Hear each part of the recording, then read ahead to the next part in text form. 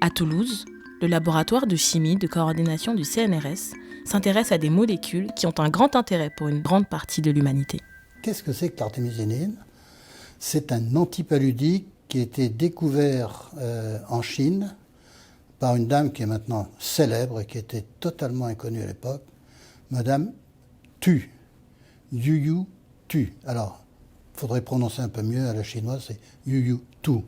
Alors cette dame travaillait dans un institut de médecine traditionnelle chinoise et on savait en Chine que les infusions de feuilles d'Artemisia annua, c'est une sorte d'estragon, étaient utiles pour faire baisser les fièvres.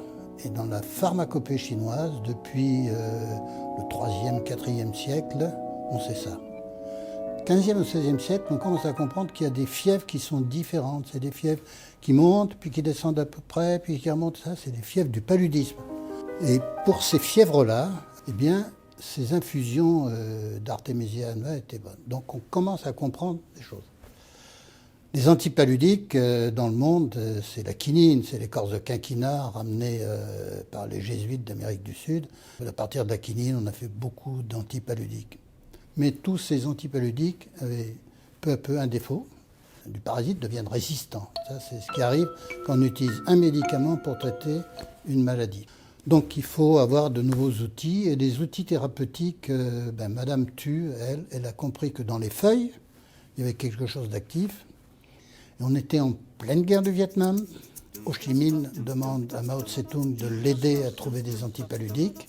Et donc Mao Tse-tung, au lieu d'envoyer Madame Yu Tu dans les rizières, comme il faisait avec beaucoup d'universitaires, eh bien, il décide de lui confier une tâche. Et donc, elle purifie cette poudre blanche qui va être l'artémisinine.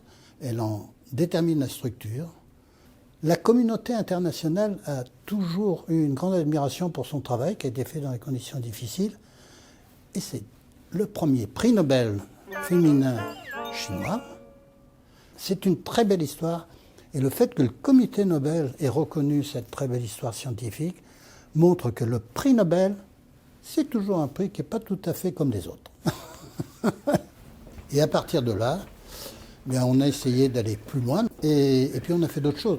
Dans un premier temps, on a travaillé sur le mécanisme d'action de ce produit qui était connu comme étant un antipaludique pour arriver à comprendre comment il fonctionnait, pourquoi ça marche, pourquoi c'est efficace.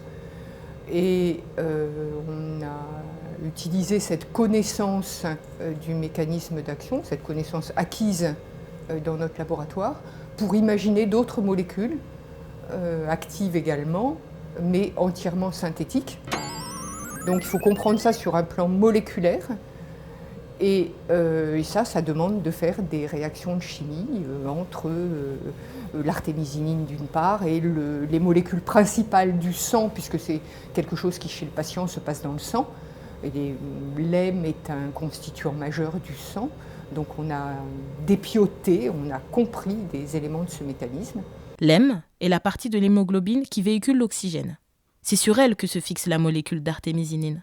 Un hème, ça ressemble à ça. Et ici, un atome de fer. Donc on a quelque chose d'extrêmement plat. Et la molécule d'artémisinine vient s'accrocher ici. Et la molécule d'artémisinine, elle, au contraire, fait une espèce de grosse boule, là. Et donc, l'encombrement créé par cette boule empêche la formation des cristaux qui servaient à la détoxification de l'hème. L'hème devient ainsi toxique pour le parasite. Et ensuite, on a synthétisé des molécules qui reprenaient les parties actives, les parties responsables de l'activité biologique de l'artémisinine. Voilà. Ensuite, ces molécules, elles sont testées par des biologistes pour voir si on a raisonné juste, pour voir si ce qu'on a fait était conforme à ce qui se passe sur le terrain, à l'activité biologique réelle. Donc Plasmodium falciparum, c'est le nom de l'agent pathogène qui est responsable de la maladie qui s'appelle le paludisme. Cette maladie se transmet à l'homme par la piqûre d'un moustique infecté. Lorsqu'un moustique infecté pique une personne, il va lui transmettre le parasite qui va se développer tout d'abord dans le foie et ensuite dans les globules rouges. Et différents stades parasitaires vont se développer chez le patient. Et c'est à ce moment-là qu'il va y avoir donc les symptômes associés aux crises de paludisme. Et l'objectif de nos travaux est d'essayer donc de cibler ces phases-là qui sont symptomatiques et d'essayer d'éliminer les parasites lorsqu'ils se développent à l'intérieur des globules rouges. Donc pour la culture des parasites, nous avons des boîtes, c'est des flasques à l'incubateur qui sont à 37 degrés pour mimer le corps humain. Donc ici, la couleur rouge, c'est du globule rouge. Donc c'est des globules rouges de patients qu'on récupère de l'EFS. Sur ces parasites, on teste des molécules aussi, dans des plaques comme ça. On effectue un frottis sanguin sur une lame. On regarde au microscope. Donc le parasite rentre à l'intérieur du globule rouge et va avoir un cycle qui va durer 48 heures. Donc il va avoir différents stades. On voit ici un stade particulièrement âgé. Donc là, à l'intérieur du globule rouge, il y a 16 à 32 nouveaux parasites. Et que lorsque le globule rouge va éclater, ces parasites que l'on voit ici par exemple, vont être libérés et vont aller réenvahir chacun un nouveau globule rouge. Donc il va y avoir une croissance parasitaire qui est exponentielle. Et donc là, ce parasite s'appelle Plasmodium falciparum et c'est le parasite responsable des plus fortes crises de paludisme. Les parasites donc, vont être mis au contact des solutions de molécules à tester pendant 48 heures durant la totalité du cycle parasitaire et nous allons ensuite déterminer les combinaisons thérapeutiques qui sont capables d'éliminer le maximum de parasites dus à ces traitements. L'objectif étant de trouver des molécules qui vont être tout aussi efficaces que l'artémisinine et qui seront même efficaces sur les parasites qui sont devenus résistants maintenant aux artémisinines, c'est-à-dire à l'artémisinine et à ses dérivés.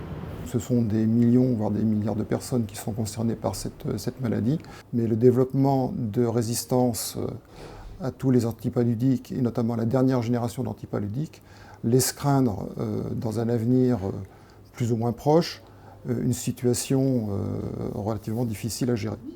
Donc on a toujours besoin de trouver de nouveaux antipaludiques. Le paludisme concerne essentiellement des pays en voie de développement avec peu de ressources. On va trouver de nouvelles molécules, mais il faut qu'on soit vigilant. Si le coût de la synthèse est trop important, il y a des chances qu'on ne puisse pas développer dans l'avenir ce médicament. De nouvelles résistances peuvent se développer et il faut des moyens de production à prix réduit du médicament pour faire face aux besoins. Tout cela entraîne la recherche dans une course contre la montre. Donc c'est une lutte permanente entre les molécules que vous créez ou vous découvrez et la capacité des parasites à s'adapter. Et c'est ça qui fait que vous avez besoin d'innover et de renouveler les pharmacopées en permanence. C'est une course contre la montre, donc l'objectif est d'essayer d'aller plus vite que le parasite. Il y a plusieurs équipes au niveau mondial qui travaillent sur ces thématiques assez proches. En revanche, il y a peu d'équipes qui regroupent au sein d'une même entité à la fois des biologistes, des chimistes, des pharmacologues et des cliniciens. Donc c'est un ensemble de compétences qui fait que c'est une recherche particulièrement innovante et intéressante. Et donc nous avons en effet différentes pistes à l'heure actuelle, particulièrement prometteuses, où nous voyons des effets significatifs de certaines molécules que nous sommes en train de développer chez les parasites résistants, y compris les parasites lorsqu'ils sont donc dans cette phase de sommeil, lorsqu'ils sont résistants aux artémisinines.